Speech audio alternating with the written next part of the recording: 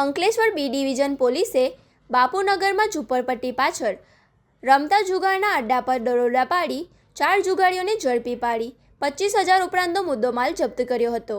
ચોક્કસ માહિતી આધારે પાડેલા દરોડા બાદ જુગારીઓને જેલ ભેગા કર્યા હતા.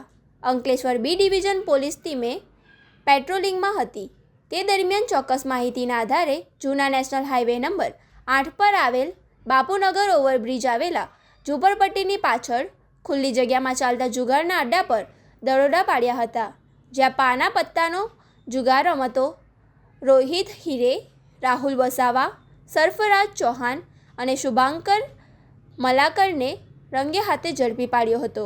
પોલીસે અંગ ઝડતીમાંથી રોકડ 8,660 તેમજ દાવ પર લાગેલા રોકડા 1,510 રૂપિયા અને 2 મોબાઈલ ફોન મળીને કુલ 25.170 રૂપિયાનો મુદ્દો માલ જપ્ત કર્યો હતો તેમજ તમામ જુગારીઓને જેલ ભેગા કર્યા હતા.